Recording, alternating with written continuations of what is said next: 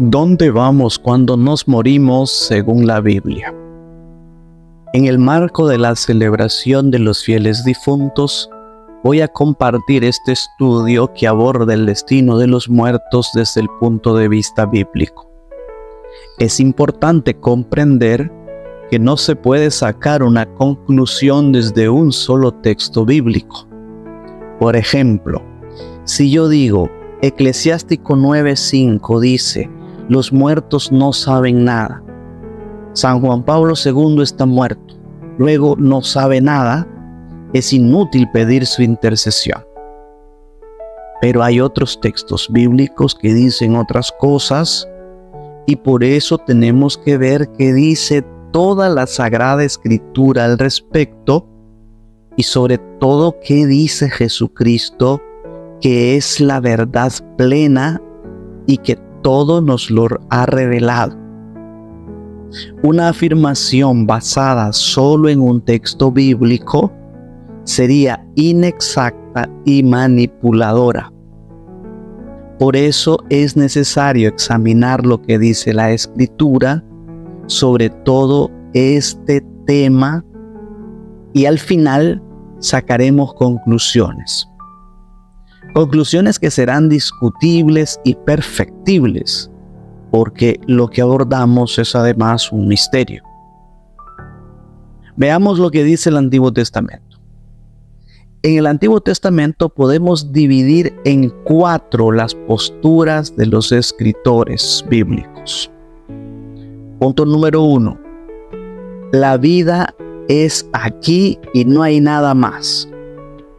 Todo lo que te dará el Señor te lo da aquí y cuando mueres se acaba todo. Textos que refieren esta mentalidad. Salmo 39:14, concédeme poder serenarme antes de que me vaya y deje de existir. Job 7:8-9, fijarás en mí tus ojos y dejaré de ser. Como la nube se desvanece y se va, así el que desciende al Sheol no subirá. Job 7:21, porque ahora dormiré en el polvo y si me buscares de mañana ya no existiré.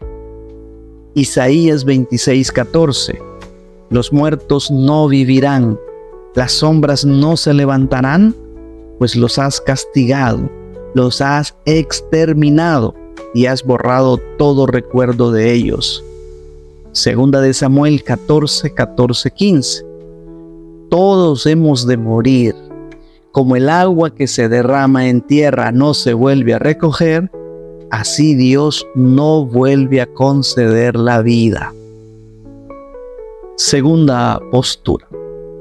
La muerte no es un final total, una aniquilación. El cuerpo va a la fosa, pero una parte del difunto, una sombra, subsiste en un lugar llamado Sheol. Esto sería una especie de infierno, porque está subterráneo y es considerado un lugar de olvido, de tinieblas, de perdición. Allí todos los muertos reunidos participan de una misma suerte miserable. No hay esperanza ni conocimiento de Dios, ni pueden alabar a Dios. Algunas citas bíblicas al respecto. Salmo 88:5, relegado entre los muertos, como los cadáveres que yacen en la tumba, aquellos de los que no te acuerdas más, que están arrancados de tu mano. Salmo 88:10-12, ¿se levantarán los muertos para alabarte? ¿Será contada en el sepulcro tu misericordia o tu verdad en el Abadón? ¿Serán reconocidas en las tinieblas tus maravillas y tu justicia en la tierra del olvido? O Salmo 115:17, no alaban los muertos al Señor, ni ninguno de los que bajan al silencio. Baruch 2:17, abre, Señor, tus ojos y mira que no son los muertos en el Sheol, aquellos cuyo espíritu fue arrancado de sus entrañas, los que dan gloria y justicia al Señor. Una tercera postura: no todos los muertos corren la misma suerte. Algunos suben al cielo y otros bajan al Sheol. Algunos textos bíblicos, a diferencia de Job, capítulo 3, versículo 13 al 19, y Eclesiastés 9, versículos 3 al 4, que toma una suerte común para todos los muertos, estos textos bíblicos, esta postura hace una diferencia entre los justos y los impíos.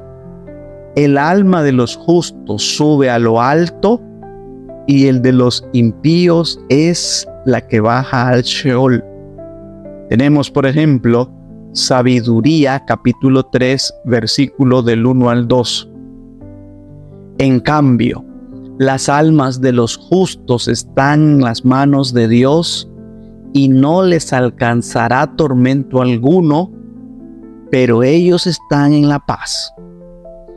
Y ante la idea de muerte como castigo, dice Sabiduría 3:16, el justo muerto condena a los impíos vivos, y la juventud pronto consumada, la larga ancianidad del inicuo. Esta posición retribucionista recibe, sin embargo, el enfrentamiento del Eclesiastés, quien se pregunta, una crítica que hace Eclesiastés 3:21. ¿Quién sabe que el espíritu del hombre asciende hacia arriba y el espíritu del animal desciende hacia abajo a la tierra? Tenemos una cuarta postura. Hay textos del Antiguo Testamento que hablan de la bondad del Señor a los muertos y otros que ya hablan incluso de la resurrección. Ruth 2:20. Noemí dijo a su nuera: bendito sea el Señor que no deja de mostrar su bondad hacia los muertos y los vivos. Eclesiásticos 7:33. La gracia de tu dádiva llegue a todo viviente. Ni siquiera a los muertos les rehusas tu gracia. Y los que vislumbran la resurrección, como Isaías 26:19, revivirán tus muertos, tus cadáveres resurgirán, despertarán y darán gritos de júbilo los moradores del polvo. Y en segunda de Macabeos, capítulo 7, versículo 36, dice: nuestros hermanos, después de soportar un sufrimiento pasajero, gozan ya de la vida eterna que Dios ha prometido. Tú, en cambio, recibirás de Dios el castigo que mereces por tu orgullo. Daniel 12:2. Y muchos de los que duermen en el polvo de la tierra se despertarán, unos para la vida eterna y otros para vergüenza y horror eterno. Hablar del destino de los muertos en el Antiguo Testamento es encontrarse con una gran variedad de posiciones, de teologías, podríamos decir, de los escritores bíblicos que hacen sus interpretaciones. No es que Dios cambie, es la revelación que se desvela progresivamente y también la comprensión de esa revelación según lo entienden los autores bíblicos del Antiguo Testamento, y que además esa comprensión es progresiva en el tiempo. Por eso pasamos a ver qué dice el Nuevo Testamento. La resurrección de los muertos que en el Antiguo Testamento se comienza a vislumbrar, sobre todo como hemos visto en los textos de Daniel 12:2 y segunda de Macabeos 7, se revela en el Nuevo Testamento como doctrina firme por la resurrección de Cristo y su promesa de resurrección de todos los muertos. Podemos afirmar que el Nuevo Testamento coincide en que la resurrección será en la segunda venida de Cristo y allí se dará el juicio final.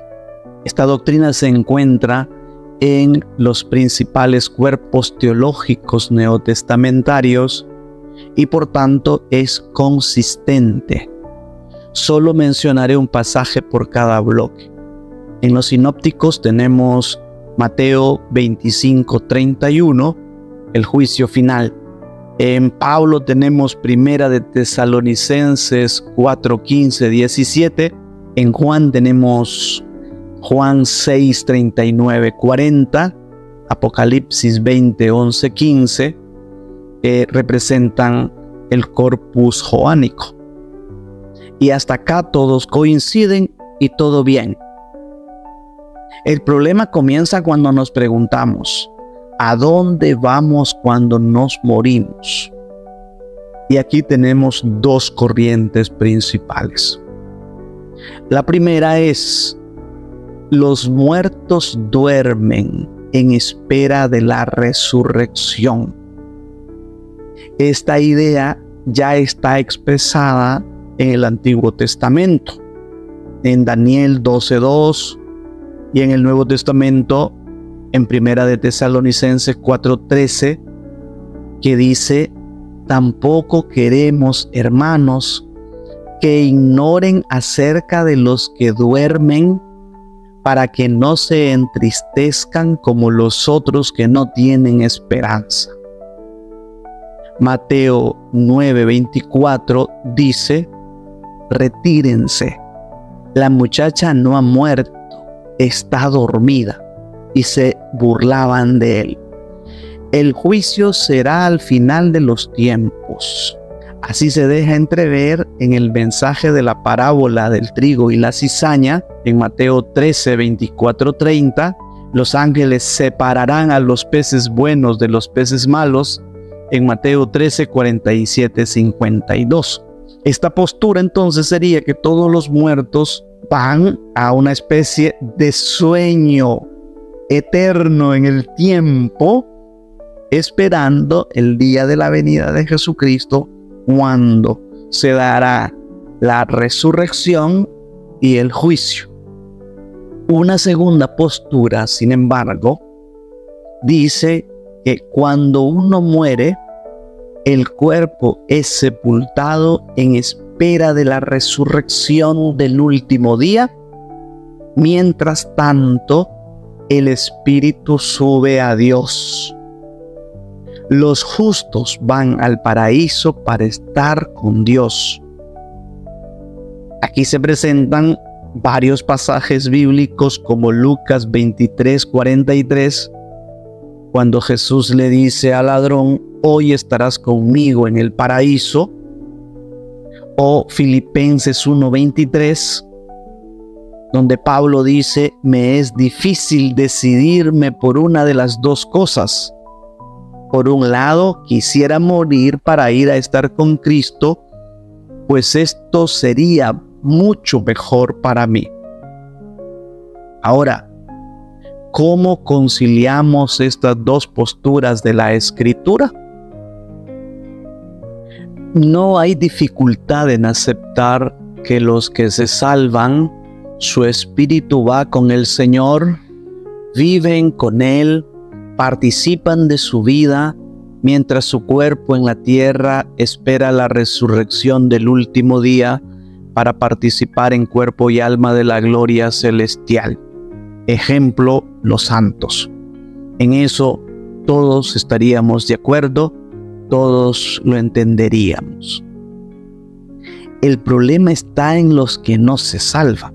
Entonces, ¿van al infierno?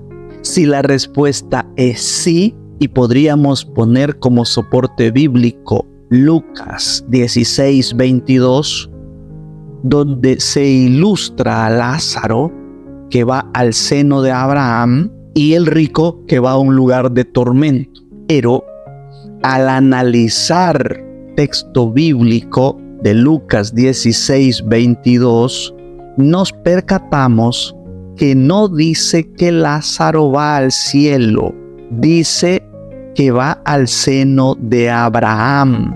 Según los estudiosos bíblicos, para los judíos de esta época, seno de Abraham es un concepto que estaba vinculado a las creencias del Sheol y el lugar donde reposaban los justos a la espera de la resurrección final. Se trataría entonces de un destino provisional. El rico, en cambio, va al Hades. Hades solamente es la traducción al griego del hebreo Sheol. En pocas palabras, es lo mismo Hades que Sheol. Es el lugar donde moran los muertos. La parábola en ningún momento está diciendo que Lázaro va al cielo y el rico va al infierno. Los dos están en el Sheol o en el Hades, solo que uno la está pasando bien y el otro mal como consecuencia de cómo vivieron. Para entender este aspecto, debemos considerar lo que dice el libro apócrifo de Enoc, de donde probablemente está tomada esta doctrina. De acuerdo a este libro, en el Sheol había 4 compartimentos, 1 para los justos y 3 para los pecadores, según el grado de culpabilidad que tuvieran, y obviamente no podían pasarse uno para allá ni el otro para acá, como dice la parábola. Esa es la mentalidad que está de trasfondo. Es parte de la creencia judía y que contextualiza la parábola, pero que es muy iluminador para el tema que estamos tocando. Hay un concepto importante que vale la pena ser aclarado.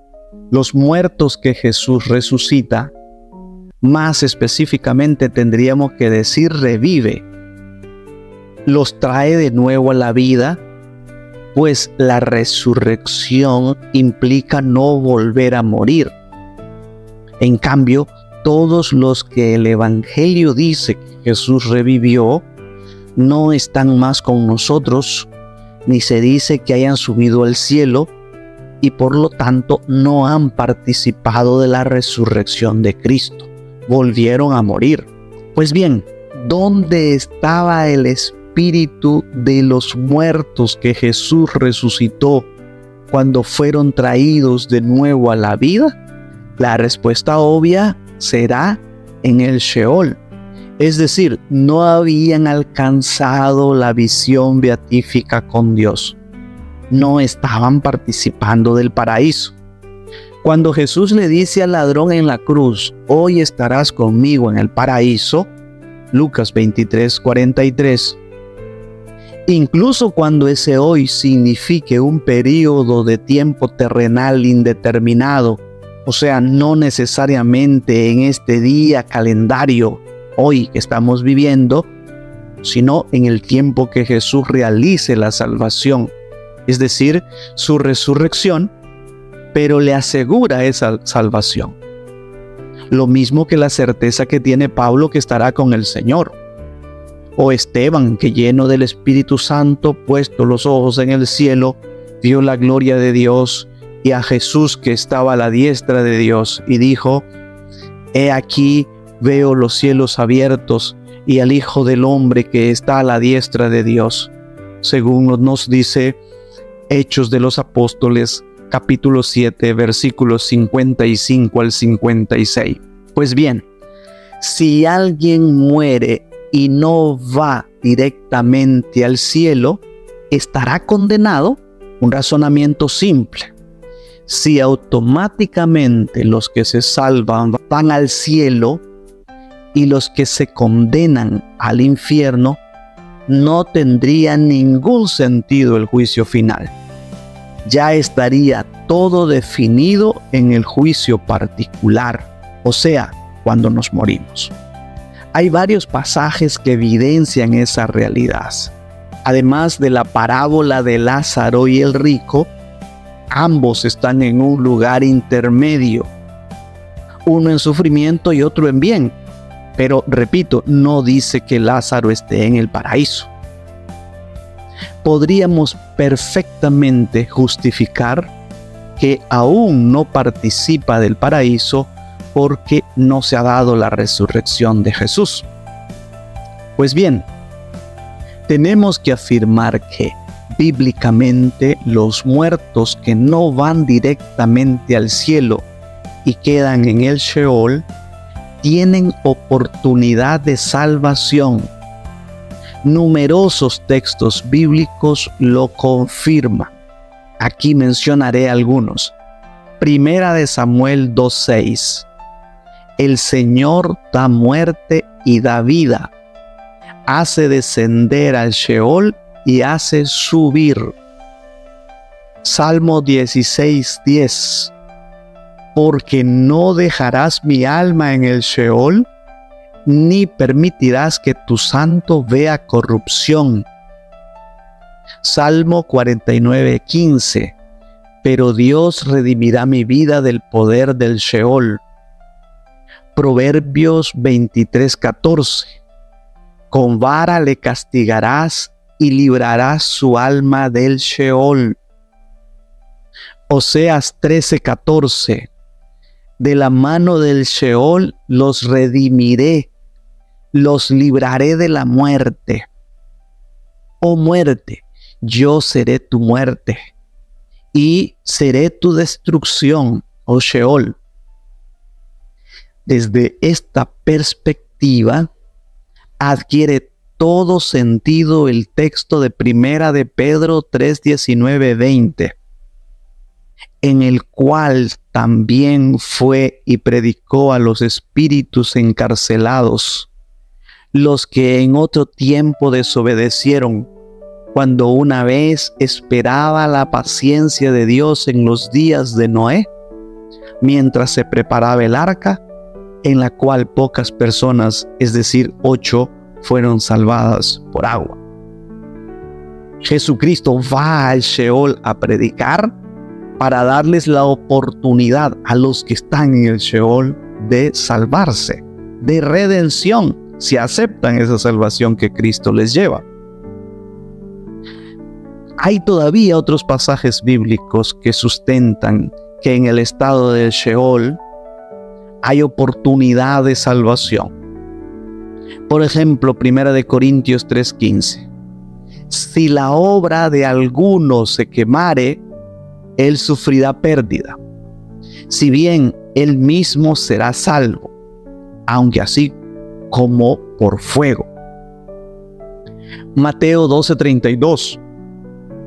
A cualquiera que dijere alguna palabra contra el Hijo del Hombre, le será perdonado, pero al que hable contra el Espíritu Santo, no le será perdonado, ni en este siglo, ni en el venidero.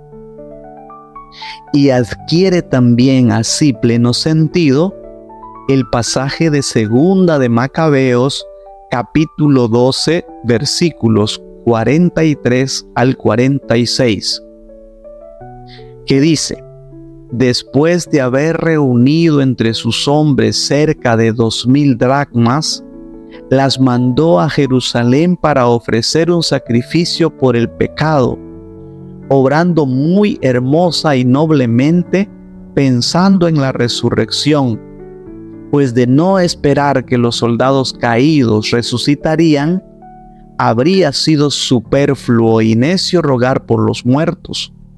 Mas si consideraba que una magnífica recompensa está reservada a los que duermen piadosamente, era un pensamiento santo y piadoso. Por eso mandó hacer este sacrificio expiatorio en favor de los muertos, para que quedaran liberados del pecado. Quienes se encuentran en el Sheol, así como los que estén vivos cuando venga Cristo, participarán del juicio y conocerán su destino final. Solo así, todo el engranaje bíblico y las dos posiciones que aparentemente estarían en contradicción adquieren sentido y se relacionan la una con la otra. Por último, debemos recordar que la categoría de muertos solo aplica para nosotros que estamos en este mundo sujetos a las leyes del espacio y del tiempo. Jesús, explicándole la resurrección de los muertos a los saduceos, les dice en Lucas 20:38, porque Dios no es Dios de muertos, sino de vivos, pues para Él todos viven. Esto nos recuerda que la vida humana no se termina con la muerte, solo se transforma, y quienes dejaron de peregrinar en este mundo, a quienes nosotros llamamos muertos, no están muertos para Dios, pues para Él todos viven.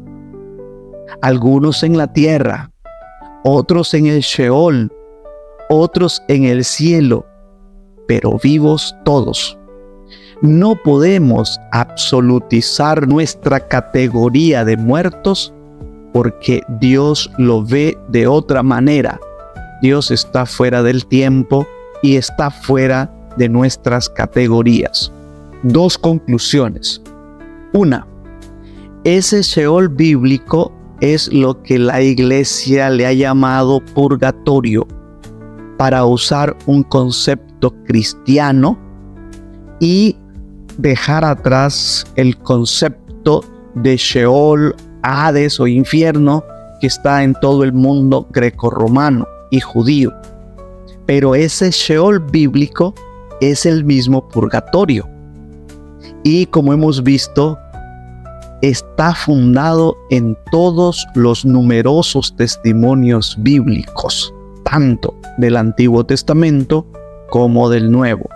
Segundo, bajo el concepto de que para Dios todos viven, la Iglesia se considera una en tres etapas y dimensiones. Uno, la Iglesia triunfante, que celebramos el 1 de noviembre en la festividad de Todos los Santos.